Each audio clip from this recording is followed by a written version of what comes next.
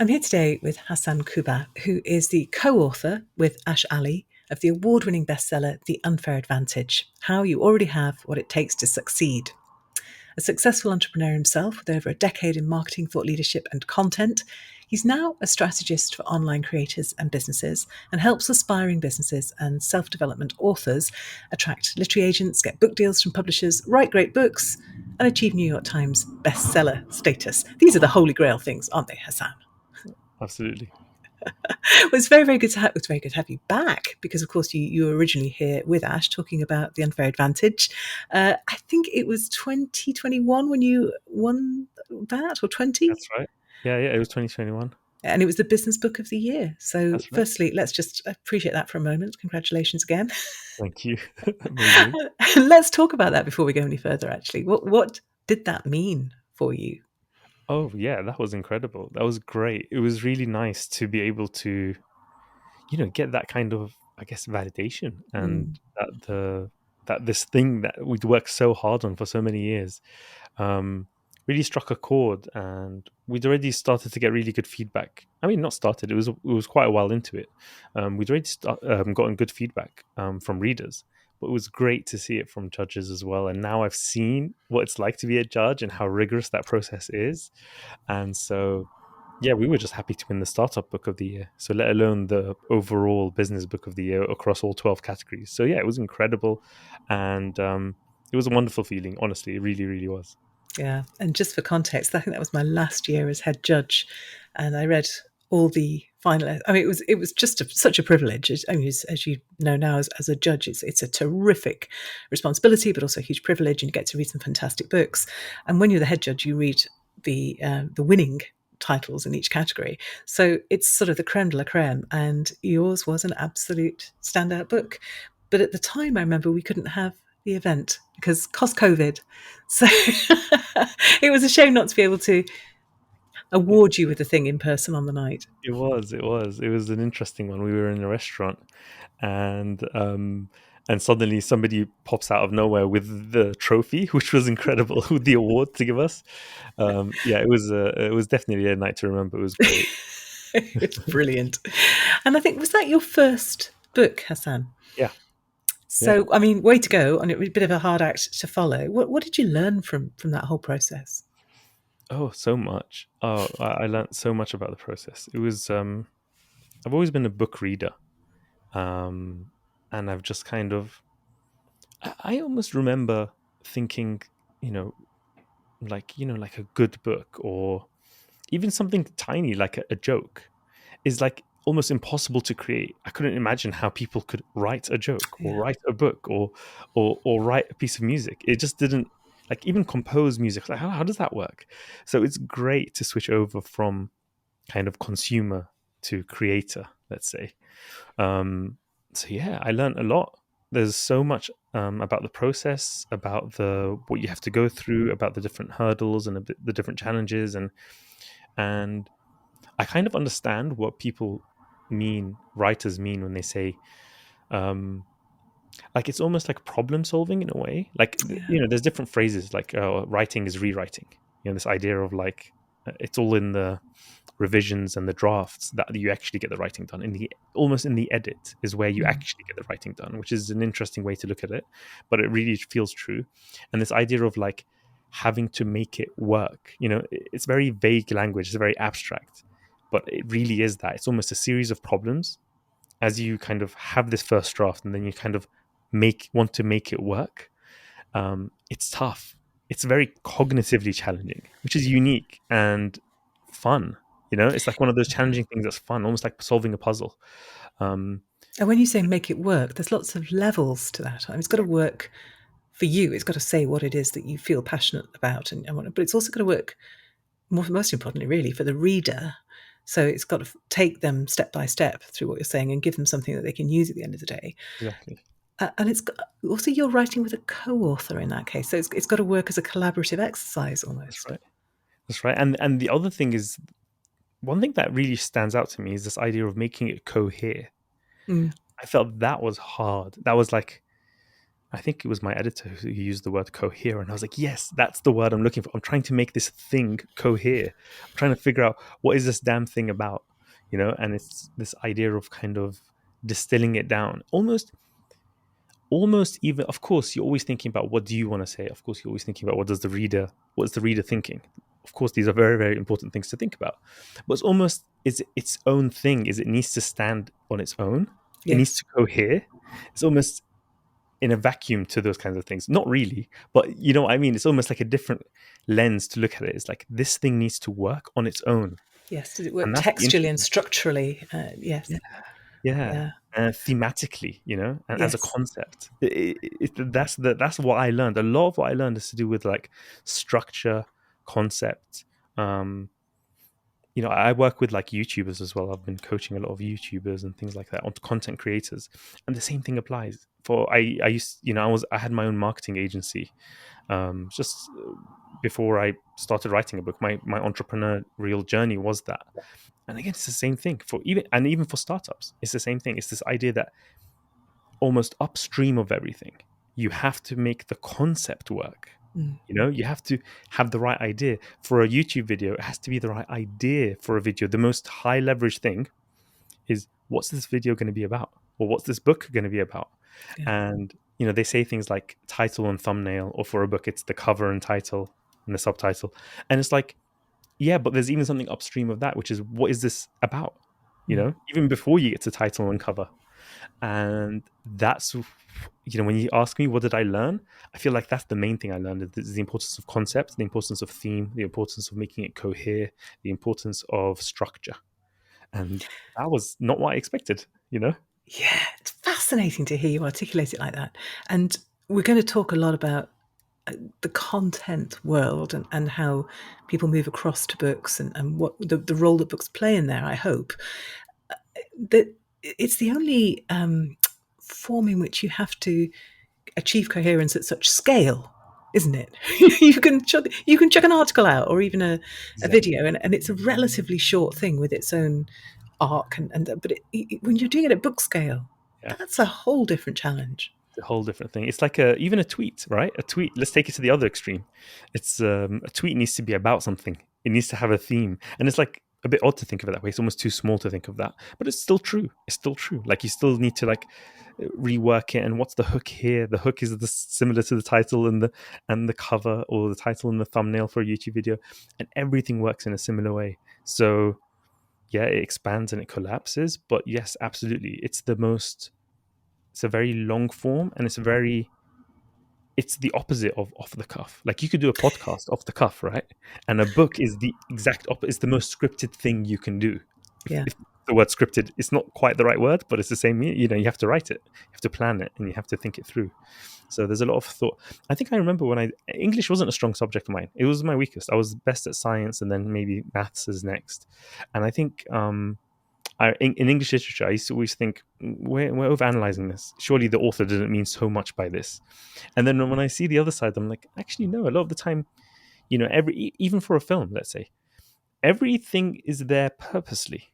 Hmm. You know what I mean? Like, it's not like it's a even like I mean, I'm throwing in examples from everywhere because I think it's just so universal. So I'll say, like, even in a film, if a character is watching something, whatever's on TV that they're watching, that they sometimes show on camera, it's very scripted and thought out, and it's very deliberate. And that's like, I never used to realize that, and I think it's very Hmm. important to kind of be on the other side to realize how much thought goes into everything. So it's the same. Yeah. So the book is the most well thought out, the least off the cuff thing ever. So you have to really maintain that concept, that theme, that structure, and make it cohere over 200 pages or 60,000 words or whatever. So yeah, it's tough. It's really tough. It's really tough and really rewarding. And you speak there, I think, to the craft of writing, which I think a Yes. lot of people who, and like you, business people, not writers, not English literature graduates or anything like that, but actually you do have to work quite hard and pull in that craft if you're going to make a book that's really satisfying to read, which is where I guess all the editing comes in and the revising. The revising, the editing, and I think a huge piece of this is my let's say my unfair advantage to writing, because it seems like I have none. It's like, well, you have no background in writing. English literature was my, or English in general was my weakest subject at school. So how did I, you know, you talk about collaborative effort. It was actually really useful because Ash was much more bigger picture, much more the ideas, much more the idea development, the feedback. The actual original idea and title came from Ash. But it's me developing the Miles framework and developing kind of the, making it work as a structure, making it work as a book. That was the bit that, the actual writing was nearly all me. So that's how we were able to split that, because we get that question a lot. How do you work as a co-authors? So you already touched on that. So I wanted to mention that. So when writing this book, it was a lot of it was about kind of thinking through, for example, like even storytelling principles, in our stories, or thinking through how to keep it interesting. But going back to what my unfair advantage is, I think it's learning about marketing. And when you learn about marketing, it's actually a lot about empathy and knowing what's the reader thinking at this point, and being able to kind of understand what objections they might have at that point, Yeah. what questions they might have at what point, where they might be muddled up or confused, where it might be unclear to them. And it's tough to do that. But I think that's what helps make the book so I mean, the reviews say like it was a page turner, it was easy to read, it was great, like those kinds of feedback. I think that's why. I don't think it's like I'm just such a skilled writer. I don't think I have an amazing turn of phrase, or I can't write poetry for my life. Thank God for Chat GPT now to help me write in kind of birthday cards and stuff, because that's not me. So yeah, it's in that sense I wanted to touch on it. I think it's a case of like I'm good at like logical flow, Mm. and I'm good at kind of getting into the shoes of what the reader might be thinking. And I Yeah. think those are the main two things that I'm good at and was able to apply to this. It's great that you phrase that as your unfair advantage as well. It's like that's very meta and very, Yeah. very Yeah. appropriate and brilliant. And now, of course, you help other people do this. How did that come about? Um, yeah, something I stumbled on. One thing I teach, like let's say YouTubers or um, anyone starting kind of wanting to get into kind of helping other people in some way. So let's say, so the YouTubers I work with are kind of educational YouTubers. They're kind of helping their audiences to level up in their lives in some way or their careers, not just pure entertainment, let's say. And often the thing that you actually get the most interest in is the meta thing. So a big example is my biggest kind of most famous client is Ali Abdal. Ali Abdal is a big YouTuber. He did a review of The Unfair Advantage, which went viral. Um, and he kind of is a productivity YouTuber. If anyone hasn't heard of him, he started off doing like study tips to get into medical school, and then sort of study tips in general, and then sort of productivity in general as he graduated and wasn't um, a student anymore, and his audience grew up with him, and he just talks about effective productivity. And And his book is he now everywhere, of course. and his book is everywhere, Feel Good Productivity. But where has he made his most of his money? Isn't in productivity. It's in teaching other people how to be YouTubers. And so That is it's, meta. Yeah. it's the meta thing that gives usually. So, for example, personal trainers, and this is a very well known thing, and it can seem a bit, is this quite right? But it's very common, and you'll see what I mean. Personal trainers make the most money when they switch to teaching other people how to be personal trainers. Mm. The meta thing. They train personal trainers. Every sort of self development guru has like courses of how to make money or how to start a business, and then they have like train the trainer, often like a Tony Robbins type or something, and they make the most money in train the trainer. And so this is a very very common theme, and it happened with me. So my book is about startups and business success. But then I got a lot of interest with the book success of like, oh, how did you get a book deal? How did you make a book so successful? How did you launch the book? What was the story behind that? How do I get a literary agent? How do I? And basically, I stumbled into it. It was just a need from the market, and that's how I started helping people. So it was two kind of main types of people. Let's say sort of three. So it's online creators, sort of educational content creators, um, and experts. Well, the experts could be the creators, or they could be the second category, which is sort of business people, let's say, sort of CEOs, founders, entrepreneurs, executives, and so and the niche is sort of the broad niche, let's say, is nonfiction books, Mm. and that's the key. That's who I work with, and that's who have been coming to me for help. And so I've been like, recently I was like, oh, I do coaching in all these different areas. Why don't I just focus on this, because it's so much fun. It's so much And fun. That's that's what I focus. brilliant. And I'm sure that there are people listening, hanging on your every word now, going, "Oh, those are exactly my questions, Hassan. Please, could you answer them right now for me?" But one of the things that really stood out to me when you and I were chatting, and you were talking about what the work that you're doing with people now, um, you might assume from what you just said about working with YouTubers and so on that you start with the platform and then you go on to publish the book, and publishers aren't interested in you unless you already have this huge following. That's kind of the received wisdom. But you said, no, no, no, Alison, it doesn't have to work like that. And I'd love to hear more about that. Well, yeah, Exhibit A, me and Ash.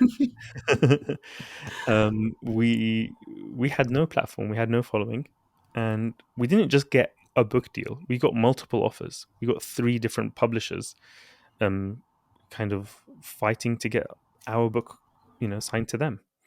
And it, and I've done it for other clients as well. So who have had zero following, zero online presence, and of course it helps. It's an unfair advantage to have a platform. It massively helps. Don't get me wrong, but it's totally possible to do it without one. It's totally possible. And I think the key is, if I'm just to summarize it, I think the key is to have a strong concept. It really is true. And we might think, oh, well, people just want, publishers just want a risk-free, proven, way to sell books.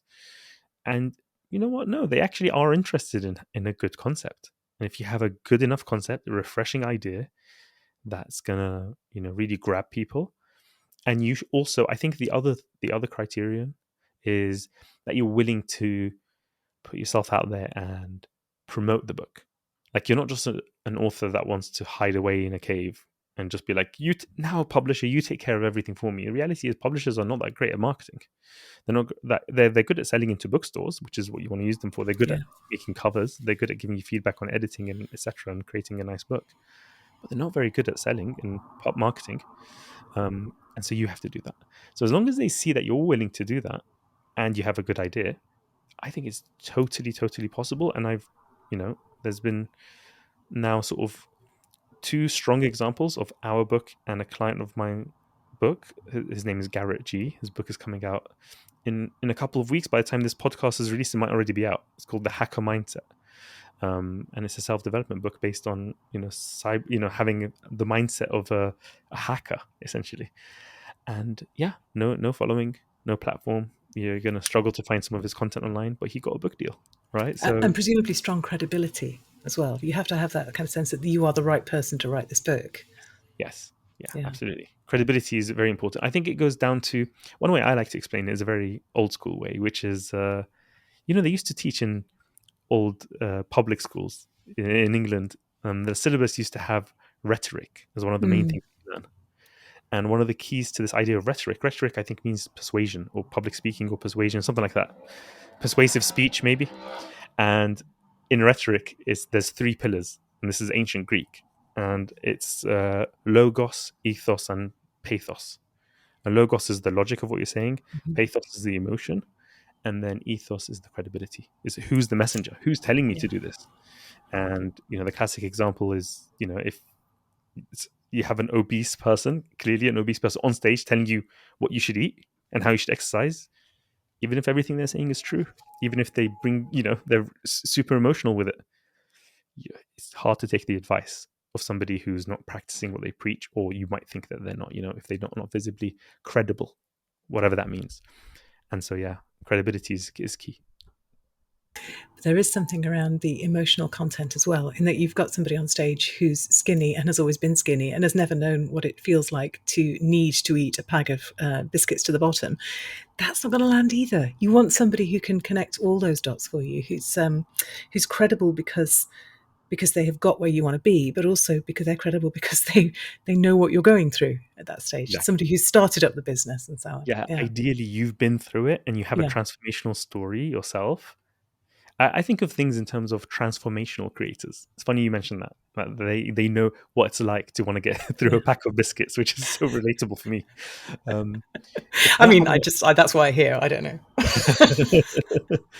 yeah, honestly, it's if you haven't been, ideally you've been through the transformation Yeah, yourself, but if you haven't, it's still possible if you have enough case studies and success stories that to show true. that you helped others do it, and so you can use them as your, the emotional story.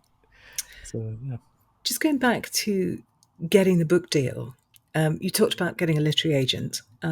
It's really helpful, especially if you want a bidding war, but it's not always necessary, isn't it? I think people sometimes don't realise that there are lots of publishers, particularly for business books and self development books, who will absolutely look at your proposal without an agent bringing it to them. So if you want to pitch to Penguin Random House or HarperCollins, sure, you're going to need an agent. But actually, there's lots that you can pitch to directly. 100%. Yeah, there's so many options nowadays. That's the interesting thing, Yes. is there are so many options nowadays, and yeah, you absolutely can do it without an agent. Um, I think one of the things is that what I have decided to focus on, because it's unique. I mean, you could publish anything and just put it on Amazon, and you're an author now. And there are little tricks to even getting the best-selling status on Amazon. Pick a small enough category or something is essentially the gist of it. Um, but it's about it's about what you want out of it, right? And it's about, why do you want to write a book, or why do you want to be an author, let's say. And there are pros and cons to all the different ways of publishing. There isn't just one way. And I think, because I come from that kind of tech startup world, where what they do is they raise funding from investors, a bit like Dragon's Den kind of thing, where they pitch to investors and give away part of the business and raise funding.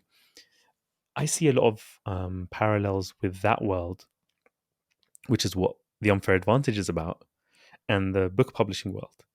Because in a similar way, a publisher is or traditional publishing, let's say, is investing in your book, and they're giving you possibly an advance on the royalties, which is like giving you an investment, which they can't recoup. So they're taking a risk. That's the key. That's the key similarity. And so thankfully nowadays you don't have to go that route. You don't have to please some gatekeepers. You can go direct. But there's a lot of advantages of, you know, if you can. So our advice, in to use the parallel of this tech startup world, our advice in business is, if you have the unfair advantages to raise funding, you might as well go for it. If you have the Mm. connections, if you have the expertise, if you have etc., to be able to raise funding, if you just fit that type where it's just, getting those doors opened is more straightforward for you, you should probably go for it. Why not? Go big or go home, kind of thing. Not necessarily, but it's an interesting. I mean, it's kind of, you only live once. Go for it. Take the millions and see what you can do with it. Yeah. Is the general advice if you're ambitious, etc. And I kind of feel the same about publishing. Is that if you can get a traditional publishing deal with a big publisher, you might as well try and go for it. You don't have to then accept whatever deal they give you. You don't necessarily. It's just the Because you have process. options, exactly. And The you're likely process to get good feedback. Exactly. The process in Mm. and of itself, you just, even before the feedback, the process of you writing a book proposal Yes. will force you to clarify so much in your mind, that it's a very, very useful process. So Alison, the interesting thing is, for people who I've advised in business and entrepreneurship, I'm not actually a big fan of business plans. I've never written a business plan. I don't really tell anyone to write a business plan. But with a book, I really recommend book proposals. Mm. And it's and I think, because for a business, it's just much more of a straightforward thing. What's the concept of the business? How are you going to make money? How are you going to make a profit? What's the product? How are you going to stand out? With a book, there's so much more, as we've kind of discussed, to grapple with, Yeah. in terms of concept and theme and depth and structure, that to be forced to think about it, rather than just charge ahead and just to start typing into a Google Doc or a Word doc. It's just so powerful, because people don't stop and think Yeah. and strategize on it. And even to be forced to think about the marketing plan, to be forced to think about what other competing books out there already. those kind. So it's a very, very, so hence why for my consulting slash coaching, what I do is I say, let's use this as our syllabus. Yeah, Let's use the book proposal as a way for us to clarify our thinking, even have some sample chapters, even write yeah, the intro, even to have the table of contents, to know what the book is about. It's yeah. so, so powerful. It's so And powerful, then and you of course, that's exactly what I use in the proposal challenge. Like, look, we have this document. just Uh, mentioned, yes, it's when brilliant. when you've got the output, you can use it. So that's great on one level. But the process, the Yeah, questions you have to ask yourself, because you're exactly right. You're making a pitch, aren't you? You're making a you pitch for are. investment, and you're making the case for the book. And even if you are going to publish it yourself, or you're going to go with a partnership publisher, or whatever, you need all that information. You do. And so from there, you can then, once you have a book proposal, you can then just be like, oh, I'm just going to self publish this book. Let me just write it and just put it up on Amazon. Or you can go to a hybrid publishers, or you can go to a smaller but traditional type of publishers, or you can go big and try and get a literary agent, be introduced, get feedback. I mean, they're not Yeah. going to, you will probably get feedback from a literary agent from a proposal. Like you probably, it's not going to be that hard. Mm. That's their job. That's what they're trying to Right. find some diamonds in the rough. And so, yeah, why not? Why You know, not? Yeah, you know, it's all out there for you. Well, absolutely. as you know, Hassan, I always ask my guests for their best tip. I've got a feeling that might be it, actually, but I'm going Mhm. to ask you anyway. What's Yeah, your best tip for somebody who wants to write a really good business book? yeah, I know that that really is it. Yeah, Write a book proposal. yeah, Write a book proposal, even if you're never going to show it to anybody, even if and I think you should show it to people. But I'm just saying, even if you were going to fully self-publish, write a proposal because it's going to just having those, Google what a book proposal needs, right? Those subheadings that you have to fill in, the book overview, what's the concept, what's the book about, what's the elevator pitch or blurb of the book, what's the table of contents and structure for the book, how many words are you going to aim for, what are the competing titles, mm. give a few sample chapters here, how are you going to sell the book, what's your marketing plan. These, to be forced to think about it, is so powerful. It's And so powerful. And I would just add, I mean, if you Google book proposal, you might get something for fiction, which is really different. right. That's not what you want. But if you go to one of the business book publishers, I'm not going to name any, there are lots available. Mm, Generally, they'll have a proposal you can download. So you look at the publishers who are publishing the kind of books that you want to be sitting on the shelf alongside. yeah, Go to that publisher's site, download their proposal template or their proposal guidelines, and boom, you've got exactly what you need. absolutely. Yeah, So brilliant. yeah, and that's what we did. We were going to self-publish, and Yeah. so let me. I guess I should hold up my. This is the book that we were going to self-publish. This is the lean version. Is a 10,000 word version of the Unfair Wow. book, and we called it in the startup world. You call it the minimum viable Yeah, product, the MVP, MVP. absolutely. There This it is the is. MVB, the minimum viable And I book. can see it's got the Kindle banding across it. Yeah. That was Not for yeah. resale. This is the author copy. This is the author copy. So That's we very ordered. cool. If you're not We watching ordered. this on video, then clearly you've no idea what we're talking about. But it's that Yeah. you should probably go and watch it on YouTube. So it's a Amazing. completely different cover. It says the unfair advantage boost your chances of tech startup success, and there's a little badge. We got this designed as a cover, a little badge that says lean version, and this is the lean version of our book. Using the whole startup language of Love lean it. startup, Well, in a and sense, yeah, I guess a proposal is an MVP as well, isn't it? It's sort of one stage before what you've got there, but it's the book in microcosm. that's why I was able to actually write. When I tell people Yeah. how long did it take for me to write a book proposal, it took me a day and a half, Mm. like literally a day, and then some feedback, and then just some updates. And why? Because we'd already done all the thinking. We already Yeah. had all the sample chapters because of this lean version of the book. And therefore, what did I need to write? Author bios, competing books, and I don't know what else was there. There's not much. Oh, the marketing plan, which I come from a marketing background, so that wasn't hard. Yes, that was never going to be too hard for you. Yeah, you're in your happy place there. That's brilliant. Yeah, I also, as you know, ask for a recommendation. You're not yeah. allowed to recommend The Unfair Advantage. But what book do you think everybody should read? They Okay, should, of so course, read The Unfair Advantage, but what other book do you think we should read? so in terms of if you want to become an author, there's a really good book. It's called, which really helped me, and I recommend it to all my clients. It's called "Nobody Wants to Read Your Shit" by Stephen Pressfield, and it's a Stephen great little book. Pressfield's brilliant. Yeah, it's a great little book because it's in that book that I learned about this idea of concept and Mm, theme. Um, those are the main two learnings, and some people get a bit frustrated with this book because he's not very prescriptive. It's just the way he writes is not a classic self-help book. He kind of just takes you through a journey, and then you have to figure out what exactly you have to do, because it's kind of they're a bit hard to define. What is a concept? What is a theme? It's a bit of work. It takes a lot of work to really think, what is this thing about? What's my actual concept? How do I make it stand out? But it gives you the right kind of mental model for this. So Yeah, that is a book I'd recommend to everybody who wants to become an author, yeah. because that will help you to Such a great recommendation. yeah, to do the first thing, which is, what is it about? That's the highest leverage thing. Well, Yeah. whatever the thing you're doing, choosing the right thing, like, what is your business idea? What is your YouTube video going to be about? What is your Mm, tweet going to be about? What's your LinkedIn post going to be about? What's your book going to be about? These are the highest leverage decisions, which we often skip and just say, oh, what do I write? And how do I make this sound exciting? And whatever it might be, how do I tell my story in a great way? mm, And really, you're skipping the step. Or even, what should my title be? mm. Even that's Yeah, skipping a step, which is, what is it about yeah. exactly? What's We the we don't concept? do we don't do title until day 4 of the proposal challenge, which always baffles people because it was like, let me tell you my title. I don't want to hear your title yet. We've got some work to do. Brilliant. Yeah, So Hassan, if people want to find out more about you, more about your book, but also the work that you do with authors and all the other good stuff you do, where should they go? sure. So they go to my website, hasankubba.com. I've just updated it to be kind of more specific to helping prospective authors, aspiring authors. And yeah, you can kind of read. I've got case studies up there with kind of. I've worked with people with big audiences, and I've worked with people with zero audience. Who've really nailed their book concepts, gotten agents, gotten book deals, and some. It's quite. Start to end. A book is a long process, but that's why we've now have my first 2 clients, which is Ali Abdal with Feel Good Productivity, which became a New York Times bestseller, which is incredible, and Garrett's book, which is The Mm. Hacker Mindset, which is coming out in June. So it might already be out if you're listening to this. So yeah, and then as time goes on, more will come out. And so far, and this isn't going to stay this way because that's just how life works. There's no guarantees, but so far, all of my clients have gotten book deals, It's a which is 100% amazing. success rate. That's so 100% cool. success rate.